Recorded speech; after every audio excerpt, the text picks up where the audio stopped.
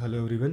Today we are going to do analysis of DSSB court attendant examination. आज मेरा exam था, तो मैं आपको बताता हूँ इसके बारे में कि आप मतलब सब चीज़ें डिटेल में कवर करते हैं कि कौन सा सेक्शन पहले खुलता है, कौन सा सेक्शन बाद में खुलता है और आपको क्या करना चाहिए, किस हिसाब से आपको पढ़ना चाहिए। देखो, तो सबसे पहले अगर सेक्शन की बात करी जाए तो इसमें आपका जो पहला सेक्शन खुलता है वो खुलता है हिंदी का।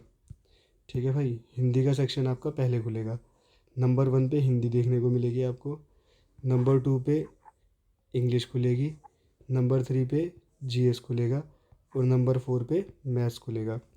अब देखो इसका पैटर्न क्या है, 25-25 क्वेश्चन आने हैं आपके। तो 25 क्वेश्चनों में क्या है, पहले इंग्लिश में 15 क्वेश्चन प्लस 10 क्वेश्चन पहले पार्ट, मतलब ये भी पार्ट वाइज खुलेगा। इंग्लिश के 2 पार्ट हैं, मैथ्स के 2 पार्ट हैं, जीएस के 2 पार्ट है, हिंदी के 2 पार्ट हैं। तो पहले पार्ट में 15, फिर दूसरे पार्ट में 10, पहले पार्ट में 15, फिर दूसरे में 10, पहले में 15, 10 ऐसे। अब देखो हिंदी तो बिल्कुल मतलब बेसिक थी, इजी आसान तरीके से जो हो जाती है हिंदी, ऐसी हिंदी थी। तत्सम तद्भव के कुछ क्वेश्चन थे जिसमें नॉर्मली जैसे कि चिड़िया डैश का के की पर बैठी है, ऐसे वाले सवाल थे। और 5-6 सवाल थे ऐसे ही आराम से हो जाने वाले। तत्सम तद्भव पहचानने वाले थे, कागज़ का कागज़ जो होता है उसका पूछा हुआ था तत्सम। ठीक है, ये पूछा था। काके की वाले विलोम, आसान से विलोम थे। हाँ, मुहावरों पे बहुत क्वेश्चन आए थे। पार्ट 2 में सारे क्वेश्चन मुहावरों के ऊपर ही थे, मुहावरे और लोकोक्तियाँ, जैसे गूलर का फूल। ठीक है, तो भाई ये पढ़ लेना, गूलर का फूल, आँख का तारा, है ना। तो बस आपको अगर मैं बोलूँ ना, हिंदी में अगर कुछ पढ़ने की ज़रूरत है तो सिर्फ एक ही चीज़ पढ़ने की ज़रूरत है, वो है मुहावरे। और कुछ नहीं है, और सब आप कर लोगे आराम से, बेसिक है। फिर इसके अंदर एक आया था आपका गद्यांश। गद्यांश में क्या है कि गद्यांश था आपका राजाओं के ऊपर बेस।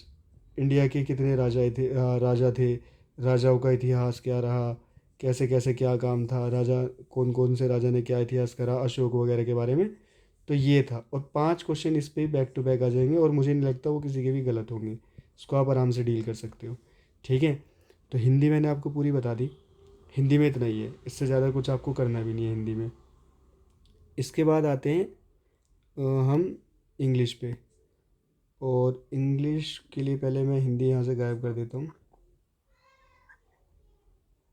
अब इंग्लिश को मैं बताता हूँ डिटेल में, क्योंकि इंग्लिश में ज़्यादातर लोगों को दिक्कत है। अदर स्टेट वाले, यूपी बिहार वाले बंदे, हरियाणा की, भाई हिंदी में इंग्लिश में बताओ, इंग्लिश में बताओ। तो इंग्लिश का देखो क्या सीन है मेरे भाई। उसको पेन को कर देता हूँ पहले येलो। ठीक है, अब देखो इंग्लिश का रिव्यू मैं आपको देता हूँ कैसे। हाँ, इंग्लिश तो इसमें क्या था, एक तो आपको इंग्लिश में सबसे पहले तो भाई वही जो बिल्कुल बेसिक चीज़ें, एक्टिव पैसिव, एक्टिव वॉइस और पैसिव वॉइस दबा के, ये मान लो 2-3 क्वेश्चन इसके मान लो और 2 क्वेश्चन इसके मान लो, एकदम आसान लेवल पे। ये अच्छा नहीं लग रहा पेन यार, दूसरा लेना पड़ेगा। ठीक है, एक्टिव वॉइस और पैसिव वॉइस ये तो मस्ट है। अब देखो पढ़ाने को मैं आपको 1 सेकंड में पढ़ा सकता हूँ। Subject, verb, object. पैसिव में क्या करना है, कुछ नहीं करना है। जैसे कि मैंने बोला, राम राइट्स अ लेटर, भाई इसी लेवल का आएगा। आपको क्या करना है, देखो ये होता है general rule, active voice. Passive में बदलने के लिए कुछ नहीं है भाई, बाय के साथ वर्ब की थर्ड फॉर्म लगा दो। अगर आप थर्ड फॉर्म भी पकड़ लोगे ना तो भी आपका काम बन जाएगा। अब देखो ये इसका इसी लेवल के थे सेंटेंसेस। लो, a letter is written by Ram. 1-2 option तो आप ऐसे ही काट दोगे जिसमें देखो बाय नहीं आ रखा होगा तो पैसिव नहीं बनेगा, है ना, बिल्कुल बेसिक वाले, क्योंकि उसमें पूछे गए हैं। राइट्स है तो रिटर्न में चेंज हो जाएगा। अब लो इसका देखो, मैं इतने से ही आपका काम बन जाएगा डीएसएसबी में। तो अगर वर्ब की फर्स्ट फॉर्म दे रखी है ना, तो एस एस या ई एस, तो उसमें इज़ आर आएगा। सेकंड फॉर्म दे रखी है सेंटेंस में तो वॉज वर के साथ लगा देना। थर्ड फॉर्म दे रखी है तो ऑप्शन में बीन देख लेना। फोर्थ फॉर्म दे रखी है तो बीइंग देख लेना। बस इतना सा काम कर लो आप, आपका आंसर सारे के सारे हो जाएंगे इतने से ही। कुछ एक्स्ट्रा पढ़ने की ज़रूरत नहीं। अगर आपको फिर भी इसमें डाउट लग रहा है तो पैरामाउंट टू प्लिंथ वाली किताब में से खोल के देख लेना। या देखो, जब भी कभी कोई कॉन्टिन्यूस में दे रखा होता है ना, कॉन्टिन्यूस का तो इतना आसान है, मैं यही बता देता हूँ। मैंने बोला Ram is writing a letter, Ram is writing a letter. अब सपोज करो यही आ गया, इसका बोल रहा है पैसिव बनाने के लिए, कुछ मत लगाओ, नहीं आती इंग्लिश कोई दिक्कत नहीं है, इंग्लिश सीखनी भी नहीं है, आपको कुछ नहीं करना। आपने देख लिया आईएनजी फोर्थ फॉर्म लगा हुआ है, उस ऑप्शन को टारगेट कर लो जिसमें बीइंग लिखा हुआ है। A letter is being written by Ram. सबसे आसान होता है एक्टिव पैसिव में, बस फॉर्म देखो, थर्ड फॉर्म लगी हुई है, थर्ड फॉर्म में यानी कि हैज़ है, हैव है या हैड है, तो आंसर में बीन देख लो। सेकंड फॉर्म है तो वॉज वर देख लो, फर्स्ट फॉर्म है तो इज एम आर देख लो। ठीक है, इतने से ही आपके 3 से 5 सवाल पूरे हो जाएंगे, 3 से 5 आराम से, कुछ नहीं जाने वाला भाई। ठीक है, और एक्टिव पैसिव आसान होता है, active voice, active voice passive voice आसान होता है उससे, डायरेक्ट इनडायरेक्ट से, डीआई से। ठीक है, ये बहुत ईजी है। अब देखो मैं आपको दूसरी चीज़ बताता हूँ। ये कर लिया आपने, हटाओ इसको, ये रबड़ थोड़ी मोटी कैसे होगी, हाँ अब आया मज़ा। तो देखो ये ऐसे कर लिया आपने, और इसके बाद एक्टिव वॉइस पैसिव वॉइस, देखो भाई जो जिसका आजकल में पेपर है या आने वाली शिफ्ट में है, तो आप आराम से सबसे पहले एक्टिव वॉइस पैसिव वॉइस अच्छे से सीखो। और ज़्यादा नहीं, 5 मिनट में मैंने आपको बता भी दिया वैसे, तो ये कर लेना। फिर डायरेक्ट इनडायरेक्ट है, डायरेक्ट इनडायरेक्ट में कुछ नहीं है, डिड है तो हेड में बदल देना। मतलब इसकी मैं आपको टेक्निक बता रहा हूँ, देखो इसको वैसे पकड़ने का सबसे आसान तरीका पता है क्या है? जैसे मैंने लिखा हुआ येस्टरडे, ऑप्शन में येस्टरडे आ गया, आई विजिटेड देयर येस्टरडे, तो येस्टरडे को हम क्या बोलते हैं? Previous day. बस ऐसे करके देख लो। मैंने बोला टुमारो, तो ऑप्शन में ही अगर आपने पढ़ रखा है थोड़ा सा भी, टुमारो को क्या देख लो? The next day. इन हिंट से ही आप पकड़ लोगे, नहीं भी कुछ आ रहा है तो। डू है, डू डज है तो डिड में चेंज कर दो, डिड है तो हेड में चेंज कर दो। ठीक है, इज़ एम आर है, इज़ आर है तो वॉज वर में चेंज कर दो, बस। ठीक है, वॉज वर में। ये हो गया आपका एक्टिव पैसिव ख़त्म। अब देखो भाई, वोकैब तो चाहिए ही चाहिए, थोड़ी बहुत वोकैबलरी तो आनी चाहिए। ऐसा नहीं है कि बिना वोकैब के आप इसको सोल्व कर सकते हो।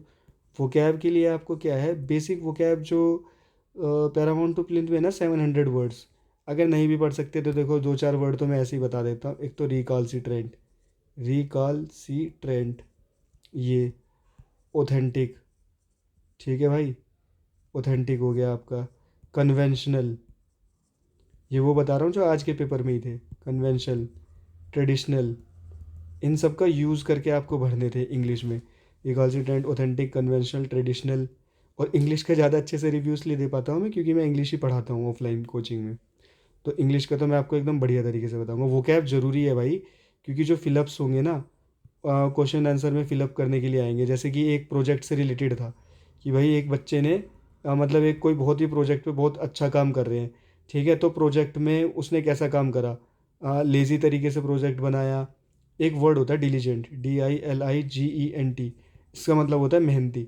अब मान लो वहाँ लिखा हुआ है लेज़ी, ठीक है, वहाँ लिखा हुआ है ऑथेंटिक, और वहाँ लिखा हुआ है ट्रेडिशनल, और आपसे बोल रहा है एक आदमी है जिसने बहुत मेहनत से ये प्रोजेक्ट बनाया जिसको सफलता मिली। अब आप लेज़ी लगाओगे उसमें, अब आपको वर्ड ही नहीं आता होगा लेज़ी की हिंदी, ऑथेंटिक का मतलब नहीं पता, ट्रेडिशनल का पता ही नहीं है, डिलीजेंट का पता नहीं है, तो लगा नहीं पाओगे। तो फिलअप बेस्ड जो क्वेश्चन होंगे वो 2 से 3 होंगे ही होंगे, 2 3 फिलअप बेस्ड क्वेश्चन आराम से हैं, तो उसको ध्यान में रखना है भाई। फिलअप बेस्ड हो गए दूसरे। अब एक चीज़ और बताता हूँ मैं आपको इसमें, जो क्या कहते हैं उसको, हाँ, idiom and phrases. Second part जब आप खोलोगे इसका, मतलब ये जो 10 क्वेश्चन वाला सेट होगा, उसमें क्या होगा, उसमें सारे के सारे आपके इडियम एंड फ्रेजेस होंगे। और इडियम फ्रेजेस सिंपल नहीं, जैसे मैंने बोला अपहिल टास्क ना, अपहिल टास्क का मतलब क्या है? डिफ़िकल्ट वर्क या डिफ़िकल्ट टास्क। ऐसे नहीं आएगा मुन्ना, ऐसे नहीं आएगा। क्या दे रखा होगा? एक सेंटेंस लिखा हुआ होगा पूरा, ये मतलब ये अच्छे लेवल के क्वेश्चन है, इनको मैं अच्छे में सजेस्ट करूँगा कि भाई यहाँ पे लिखा है Rohan is doing a work with very hard, hardly, with hard efforts. अब बताओ इसके लिए कौन सा, फिर नीचे आपको ऑप्शन दे रखे होंगे, ऑप्शन में इडियम लिखे होंगे। अपहिल टास्क लिखा हुआ है, जैसे कि result speak louder than word, ठीक है, और जिप योर लिप, ऐसे करके।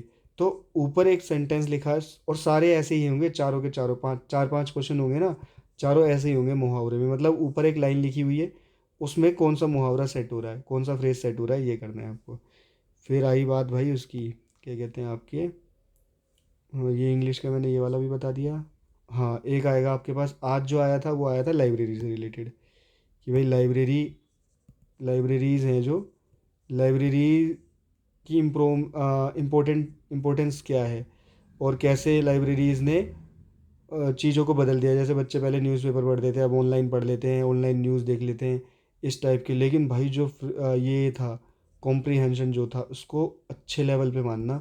ऑप्शंस बहुत अच्छे तरीके से सेट थे, बड़े बड़े ऑप्शन थे सारे के सारे, आसानी से डुएबल नहीं था ये। और इसमें थीम भी था, मतलब थीम बेस्ड था, थीम पूछी थी कि भाई ये क्या है, क्रिटिसिज्म हो रहा है इसमें, इंफॉर्मेटिव है ये, या इस टाइप का। तो इसके लिए मैं कहूँगा हाँ, इसका थोड़ा टफ था। हिंदी का पैसेज आसान था। इंग्लिश का मैंने बता दिया। हाँ, स्पेलिंग्स रह गई थी, देखो यहाँ से देख के याद आया, स्पेलिंग्स, इसको हम इधर ही डील कर लेते हैं चलो थोड़ा। ये देखो, हाँ, एंटोनिम सिनोनिम मैंने आपको बता दिया कि हाँ भाई ये आ रहा है, एंटोनिम सिनोनिम हो गया। स्पेलिंग का था, देखो स्पेलिंग तो आएगी आएगी, ज़्यादा नहीं, दो आएंगी स्पेलिंग, जैसे कि वैक्यूम की VACUUM है, ये सही स्पेलिंग है। अब ज़रूरी नहीं है कि आपके में ये है, पर हाँ ये है। मैं ना टॉप 20 स्पेलिंग कराऊंगा आपको, टॉप 20। वो कर ली ना आपने तो बस ये मान लेना उसमें से एक दो फंस जाएगी टॉप 20 स्पेलिंग्स में से। देखो, एक तो ओकेजन ही हो गई, OCCA ओकेजन, मेरे में अक्रेंस आ रखी थी, अक्रेंस की, ठीक है, ANC नहीं होता, ENC होता है। अक्रेंस हो गया, वैक्यूम हो गया, और मतलब ये वैसी स्पेलिंग है। कमेटी हो गई, COMMI TTE, कमेटी हो गया। और हैंड करचीफ हो गया, कमिटमेंट हो गया, COMMIMMITMENT। तो ये सारी मैं 20 स्पेलिंग की लिस्ट डालूंगा, वो करना है। आइडियम फ्रेजेस मैंने बता दिया, लाइब्रेरी से रिलेटेड एक वो आया था, ये मैंने बता दिया। GS तो भाई देखो परले पारी थी। जो स्टैटिक का पार्ट है वो मैंने बता देता हूँ। परमानेंट सेटलमेंट बंगाल में कब आया, इसका ईयर पूछा था, ठीक है, आई गेस 1793 के आसपास है। इसको चेक कर लेना, आई एम नॉट श्योर, मेरी इतनी अच्छी नहीं है। आर्टिकल 42, 43, 47 ऑप्शन में था, पूछा था न्यूट्रिशन का जो आर्टिकल है वो बताओ कौन सा है, 42 है, 43 है, या 47 है, ठीक है। वर्ल्ड स्पोर्ट इवेंट से एक क्वेश्चन आया था कि 2025 का वर्ल्ड स्पोर्ट इवेंट कहाँ हुआ था, अबू धाबी। पद्मश्री 2026 का पूछ रखा था कि किसको मिला है, स्मृति मंधाना करके कुछ ऐसा था। बॉर्डर लाइन ज्योग्राफी की सारी पूछी हुई थी, जैसे कि मैकमोहन, रेडक्लिफ, LOC। इंडिया और बांग्लादेश के बीच में कौन सी है, इंडिया वर्सेस बांग्लादेश के बीच में कौन सी लाइन है, तो भाई ये लाइन वाइन पढ़ लेना। राजीव गांधी, एक योजना थी कि राजीव गांधी योजना में कोई स्कीम थी, स्कीम्स तो देखो बहुत है ना। आप करंट स्कीम पढ़ लेना, जैसे कि स्वच्छ भारत मिशन, ठीक है, make in India, digital India, और digital India, make in India, और एक वो किसानों के लिए जो शुरू हुई थी, किसान मानधन योजना, ठीक है। ये सब पढ़ लेना, एक योजना से क्वेश्चन था, मतलब योजना आपको करनी है। अब आ जाते हैं when it comes to the maths. Maths का मैं आपको बता देता हूँ, ऐसे ही देखो, वैसे तो टाइम एंड वर्क हो गया, ट्रेन हो गया, CI हो गया, और 2D 3D के तो बस फॉर्मूले कर लो, फॉर्मूले मोर देन इनफ है। देखो मैथ के ना 2 4 क्वेश्चन समझा देता हूँ कि आए कैसे थे, सेकंड पेज लेना पड़ेगा। देखो मैथ के सिंपल, मैं सिर्फ टाइप बता रहा हूँ, अगर आपने पढ़ रखा होगा तो आप कर पाओगे। 3 बंदे हैं, XYZ, किसी काम को कर रहे हैं 12 दिन में, फिर Z कर रहा है उसको 6 दिन में, और फिर X कर रहा है उसको 4 दिन में। तो बताओ वाई अकेला उस काम को कितने दिन में करेगा, इस टाइप के सवाल थे, ठीक है। और लेकिन डिजिट्स कोई छोटे मोटे नहीं थे, यहाँ 35 था, 28 था, 14 था, ऐसे बड़े बड़े थे, मतलब कैलकुलेशन थी भाई, ठीक है। CI का तो सिंपल था, देखो कि मैंने बोला कि कुछ पैसा था, मेरे को याद तो नहीं है, पर मैं ऑप्शन दे दे रहा हूँ, 12,000 रुपये हैं, और मैंने इसको 8% और 8% पे दिया। तो इसका आप मेरे को बताओ, इसका मुझे आप बताओ क्या, हाँ CI बता दो कितना है। एक एक था कि उसमें परसेंटेज ही दे रखी थी, परसेंटेज आपको दे रखी थी, और परसेंटेज में पूछा था कि जैसे 8-8% है ना, मान लो 7-7% का दे रखा है, और वो अमाउंट दे रखा था आपको। देखो ऐसे कर सकते हो आप इसको, अगर मेरे को 7-7% का मुझे अमाउंट दे रखा है कुछ 3600 रुपये, या 4900 मान लेता हूँ चलो, 4900 रुपये मेरे पास अमाउंट है, तो सम कितना था, मतलब तो आप सीधा कर सकते हैं। देखो 7-7 14.49 तो मेरा हो गया ये, ये तो मेरे ब्याज की दर हो गई, 100 रुपये सम होता है, तो ये हो गया 114.89 बटे में 4900, और सम पूछा है तो यहाँ पे 100 कर दो। बहुत ही बेसिक क्वेश्चन था, CI का आसान था। अब देखो ट्रेन का बताता हूँ। ट्रेन से क्वेश्चन था भाई, एक ही क्वेश्चन था और बिल्कुल ईजी। एक ट्रेन 500 मीटर की है, एक ट्रेन 200 मीटर की है, एक ट्रेन 55 की रफ्तार से इधर से जा रही है, एक ट्रेन 40 की रफ्तार से इधर आ रही है, दोनों एक दूसरे को कितनी देर में क्रॉस करेंगी। सिंपल सा फंडा है, ये याद रखो, D equal to S into T. अगर आपको ये आता है D equal to S into T, तो आप कुछ भी कर सकते हो। दोनों ट्रेनों के डिस्टेंस को ऐड करके यहाँ लिख दिया, जैसे कि 700। और हाँ, एक चीज़ और देखना, ऑप्शन में क्वेश्चन में पहले लिख दिया था इन सेकेंड, कितने सेकेंड्स में। तो अब जैसे कि ये स्पीड है 55 और 40, है ना, वो 108 बन रहा था, मतलब जोड़ के, इतना याद रखना, 700 108। तो इसको मुझे पहले मीटर प्रति सेकंड में करना है, 5/18 करना पड़ेगा, और गुना में टाइम। बस सिंपल सी कैलकुलेशन सी, 18×95, 18×6 108, 5×30, 1 0 से 1 0 काट दिया, और फिर इसको काट देना। ऐसा नंबर था जो कट रहा था आसानी से। ये भी मैंने बता दिया, ये बता दिया, ये बता दिया। अब एडवांस मैथ की बात करते हैं। एडवांस मैथ में क्या है भाई, मैं तो देखो सीधी सी एक बात बोलूँगा, फॉर्मूले पढ़ लो आप। एक तो देखो किस किस चीज़ का फॉर्मूला पढ़ना है। सिलेंडर का फॉर्मूला, क्यूब के 2 क्वेश्चन थे, ठीक है, कि भाई छोटे छोटे पीसीज में क्यूब काटा गया। क्यूब के सारे फॉर्मूले देखो, वॉल्यूम ऑफ क्यूब, साइड का cube, C S C of cube, 4a², T S C of cube, ये पढ़ लो। और कोण के पढ़ लो भाई, कोण के इंपॉर्टेंट है। कोण था, उसमें पानी भरा हुआ है ना, और उसका वॉल्यूम पूछा था, तो वॉल्यूम ऑफ कोण 1/3πr²h, शायद यही है। मैं फॉर्मूले क्योंकि बहुत दिन से भूल भी रखा हूँ, आप देख लेना। सी एस से πr/l, और πr/l प्लस में r, ये हो गया इसका टी एस से। ज़्यादा नहीं, देखो सिलेंडर का पढ़ो, कोण का पढ़ो, क्यूब का पढ़ो, ये तो आना ही आना है। और स्क्वायर, एक क्वेश्चन ये था देखो, हाँ, एक थ्योरम बेस्ड क्वेश्चन था, याद आ गया मुझे। ऐसे है कोई स्क्वायर, उसके अंदर एक सर्कल है और इसके बाहर एक सर्कल है, इसका डायरेक्ट आंसर होता है वैसे तो 2√1, ठीक है, याद ही कर लो। वैसे तो डायरेक्ट 2√1 है, निकालने की ज़रूरत ही नहीं है। एक क्वेश्चन और था, हाँ, स्पेयर का, स्पेयर और हेमिस्फेयर, इनके फॉर्मूले याद कर लेना भाई। 4/3πr³ वॉल्यूम, ठीक है, डायरेक्ट ही आ जाएगा आपका स्पेयर और उसका, ठीक है। फ़िलहाल तो मुझे इतना ही याद था, तो मैंने अच्छे से सारी चीज़ें आपको बता दी हैं इसमें।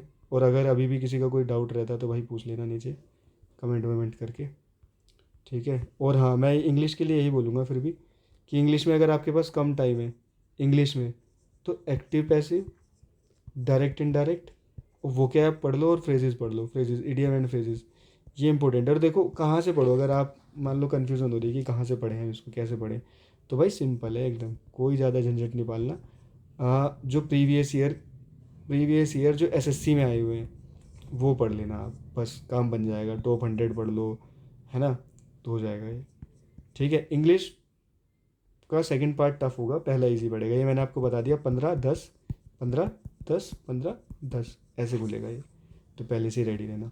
Okay, that's all for today, thank you, जय हिंद, बाय बाय।